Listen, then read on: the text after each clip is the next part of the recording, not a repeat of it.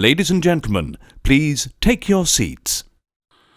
You know, sometimes it's the old ways that are the best, and if you're within the sound of my voice, that must mean you are in the seats with once more. As always, my name is Dave Voigt, and I'm the host of this podcast where we sit down with a wide-ranging variety of industry professionals, and we pick their brain about current projects, state of the industry, how they got started, and so very much more in a light and conversational fashion. And if you like how we do things around here, I'm assuming you do because you can hear me talking.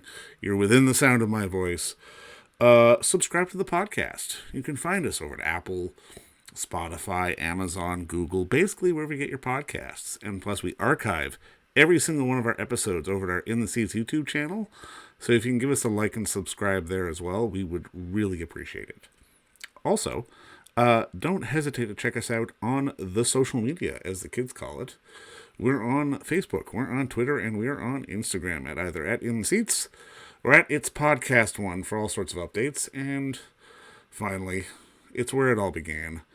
Please come by and pay us a visit over at In the Seats, intheseats.ca, where we cover basically the moving image at large: film, television, film festivals, anything you got. And to be quite frank, if it's something that we want to write about and talk about, we love it when you come and read about it and listen about it. So please pay us a visit and stop on by. On this episode, we got a good one. We got, it was on our best of the year list, or my best of the year list anyway. But it's a fantastic film called Old Henry, starring the one and only Tim Blake Nelson, who I know a lot of you will know from a wide variety of different films, including some Coen Brothers stuff. But it's a western. It's a classic western, really old school, about a farmer who takes in an injured man with a satchel of cash, and then a posse comes for the money, and he doesn't know what to do. And it's real old school western filmmaking, and it's just fantastic. And we had the unique pleasure of sitting down with writer-director Potsy Ponciroli to talk about the film. And it's a good talk, and he loves westerns just as much as we do. And we talked about Tim, and we just talked about shooting in the mud. It was a hard shoot. It's a very gritty but really fantastic film, which I cannot recommend highly enough. And it is available on all digital and video on demand platforms, as well as on Blu-ray from our friends over at Shout Factory. So if you feel like checking it out, go do it, because it's a fantastic film. But first, enjoy our talk with Potsy, because it's a good one. But I mean, obviously, first off, just congratulations on the movie, man. It is an old school, dirty western, and I loved it, man. I just absolutely loved it. I guess my first question is, like, walk me through the origin of the story. This one, so it was actually inspired by the location. So I was out there looking, we were scouting for another project, and I saw that house sitting there, and it didn't have the porch was actually on the other side of the house, but the bones of it were there, and it just had it was just down in this hill and kind of hidden, and it was starting to get dark out, and that's when I got a little nervous because I don't live in the country, and it was country gets scary at night. So I just I was like, what would I do if somebody walked up right now? And that kind of, do you trust that person? How do you know who to trust? And when you're so far away from anybody that can help you. And so that was kind of the spark of the whole thing. And then wanted to make some Westerns, and then, wanted to add a historical element to the Westerns. And so just, I kept reworking the idea, and it just kept building on that base idea. So, so really, the location was the key. So. Well, it is a fantastic location, and does give us that very sort of isolated feeling. And I mean, I love how this plays on the myths. I mean, without giving too much away, it plays on a lot of myths, sort of the history of the Old West. And I mean, was it important for you to sort of try to ground this in something that was realistic and had actually happened, as opposed to it just being sort of another random Western? Yeah. So that, the original story was, it was written Old Dan. And Shout and our company were, they thought a historical figure plugged in there somewhere would work better. And so that was an easy switch, because this particular historical figure, without giving it away, is my favorite, one of my favorite from growing up. It's just, it was an easy switch from Old Dan to Old Henry. So and and doing that's the biggest thing I learned on this movie was the research piece of it, because in switching to that historical figure, that changed the timeline, which now we're in the 1900s rather than 1880, which was Right. the height of the Western. So you had to find a place in the country that a Western could still feel like a Western. And, because in the 1900s, there were cars, there were tractors, For there were, sure, yeah. the modern world was encroaching. But that lent itself to, the whole thing with Wyatt and Henry, and he's trying to hide the modern world from his son and keep that draw away from him. So it really, every time I got deeper into it, it just helped the story in every case. So I read a lot of books, watched a lot of movies, and just really kind of learned the language and the style of the time. And Tim was a huge part of that. Once Tim signed on, it was a lot of fun to go down to dive into his character in that world with him, and really pull out the authentic pieces of history in that. So Well, and I mean, I love that you bring Tim up, because I mean, it almost feels like you wrote this for him, because I mean, you can tell how much he's tearing into the material and tearing into the part. Talk to me a little bit just about pitching Tim and getting him on board for this, because it's definitely the kind of role he hasn't necessarily played before. He's done offshoots and small sort of iterations, yeah, but never quite this guy before. he so I don't know how we got past the agents to get him to read it, but that happened, which doesn't always happen. And so Tim read it, and he said he wanted to do a Zoom call. So we did a 2-hour Zoom, kind of gave him my pitch on how I saw it and how I want to do it. And he's like, all right, I'm in. Let me, do you mind reworking, kind of digging into my, like, on the role? And I was like, 100%. Because, Tim, I'm a huge fan of his work. He's worked with every amazing director in the book. And so to have that person, he wants to dig into this with me, I'm like, that was a dream. So we spent weeks and weeks and weeks, a couple hours a day on the phone every day, every day of the week for weeks, just talking on the phone. And I'd go read a story, or he'd go read a story, and we talk about it. He'd tell me to watch a movie, I'd tell him to watch a movie. And so we really kind of created this character of Henry the way it turned out now. Like it was such a collaboration with him, and it was the best, in the best way. I mean, he brings so much to the table. So it was a lot of fun.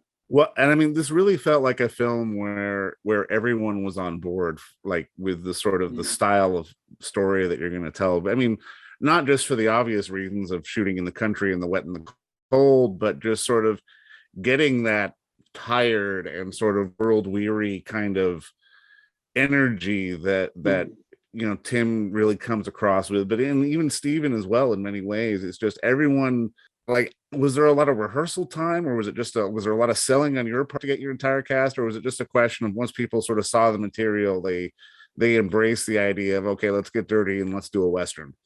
Yeah, I mean, this, everyone knew this was a low budget Western, and so I think there's something really interesting that comes out of the low budget world. It's Right. everyone has to pull together, and everyone, from wardrobe to props to art department to hair and makeup, everyone needs to feel like they're adding something, because then they're invested and they're excited about it. And so it is just, it's collaborations in every department to see the same vision. If you can get them to see that world the way you see it, and let them be creative in their own processes, it really does help, kind of all striving towards the same goal. And I think that's where you find, because you don't have a lot of money, so let's at least have a lot of fun, in the process.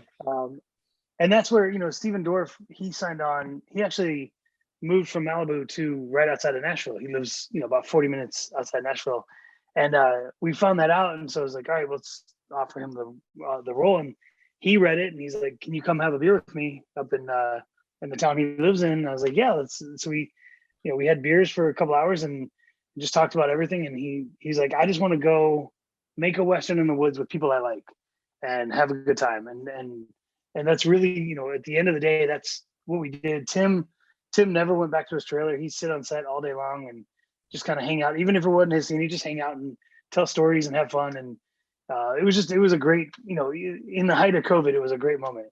So And you know what? I do love the fact that indie pitches happen over a beer in a bar. I think that's the best way to really sort of Right. describe the indie filmmaking experience. You know what I mean? Yeah, it really is. And it puts people on a similar level from the start, because everyone, you're not, there's no illusions of who people are. It's just, you're kind of meeting people, and just, you're signing on for a long project with somebody, and you want to have a good time. So I think that's the key. We're lucky we get to do the most fun job in the world, or one of them. Oh, for sure, So man, for sure. And I mean, I was struck by sort of the visual design of the film as well, because I mean, obviously it has its sparsities, which is obviously by design in certain spots, but I mean, there is a scene sort of, 2/3 of the way through at night where Henry's getting out to find the guy who's underneath the house, and just the way you designed that shot was just fantastic, and it really took us into very much sort of an epic and sort of fast filled pace that we could kind of see what the character used to be, kind of thing. It gave us a little bit of a hint of who this guy was. And I mean, can you talk a little bit just in terms of designing that scene, because it really was a pivotal moment in the movie?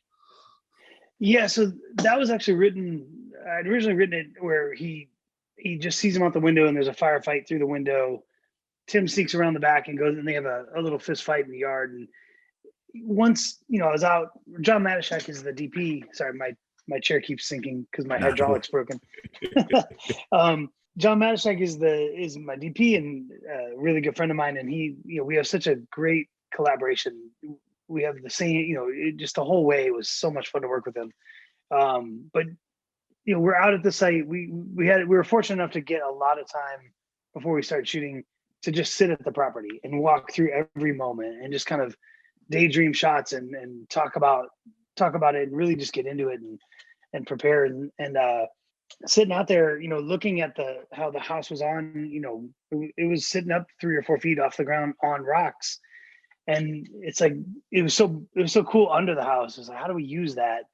And then the idea that, what if somebody does come under the house, and you can't see them. Now it's just every noise is heightened, and you're worried, where is he coming from? And then Tim having enough and just blindly firing under the house, just having that badass moment of, a little bit of his the old, without giving it away, his old self coming back, Right. just taking over Right. and go right into combat mode. And you do see that. And unfortunately that scene, that was one of our colder nights. It was raining. It was, low 30s, freezing cold. Everyone was miserable. And we had, getting Tim to bury his face in the ground and just be covered in mud. And, Richard Spate was the guy who played Dugan.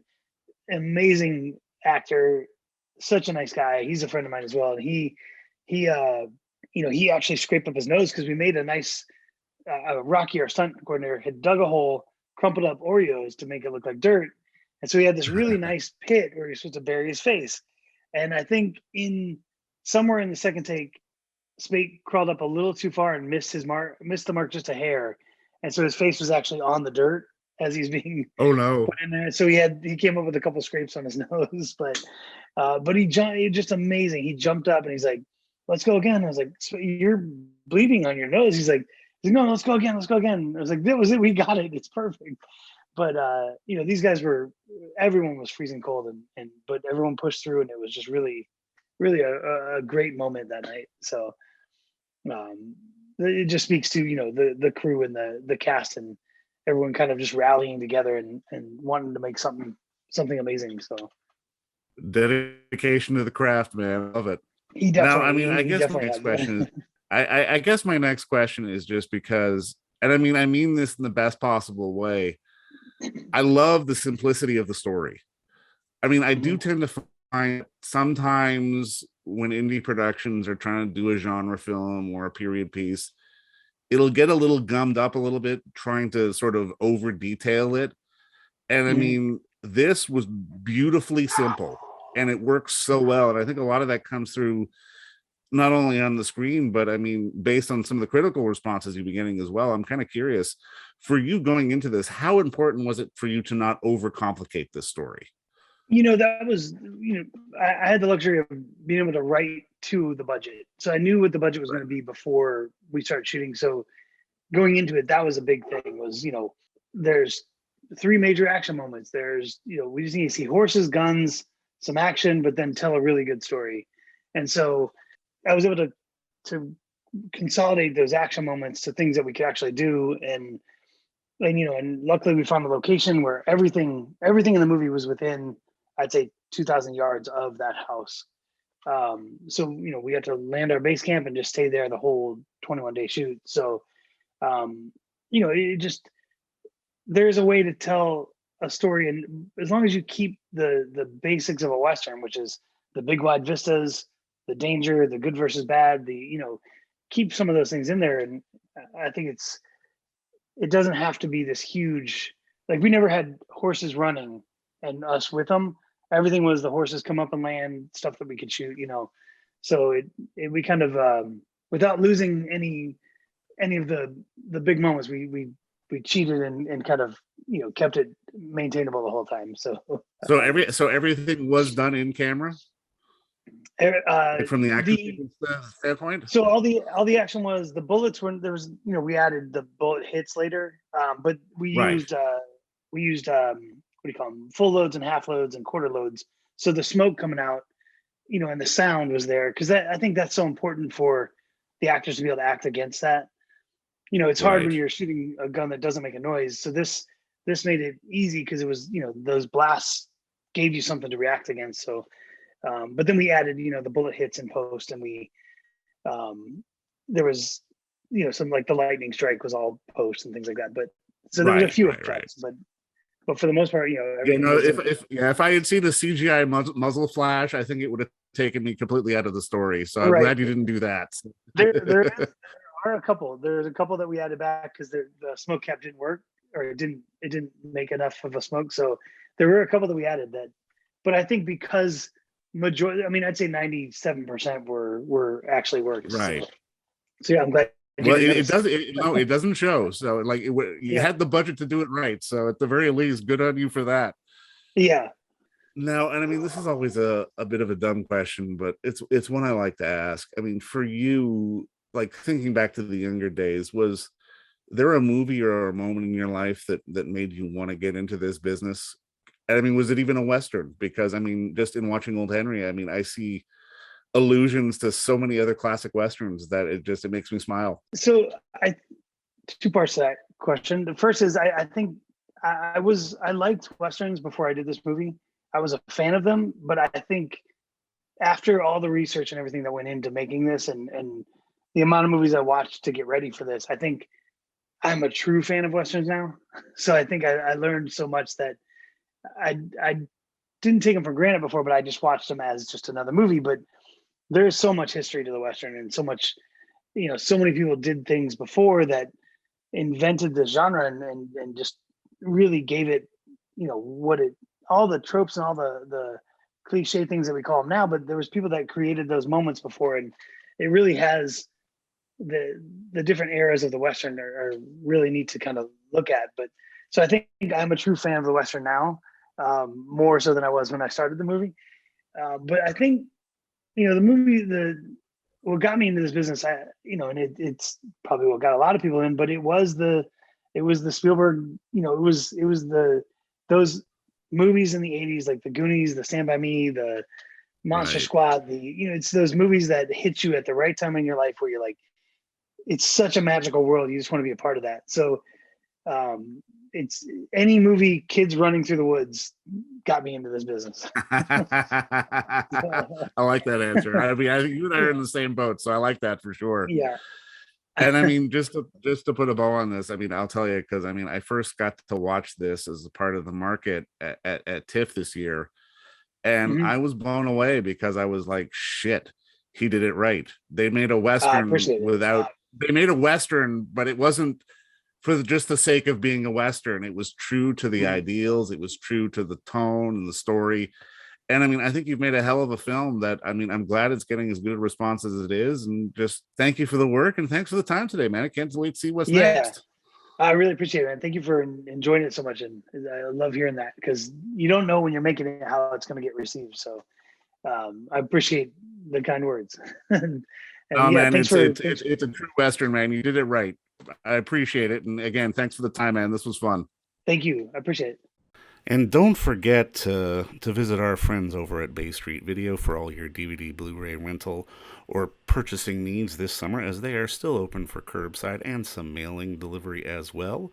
Over at 1172 Bay Street, Toronto, Ontario, Canada, you can give them a call at 416-964-9088. That's 416-964-9088. Or send them an email at baystreetvideoto@gmail.com for any of your DVD and Blu-ray needs.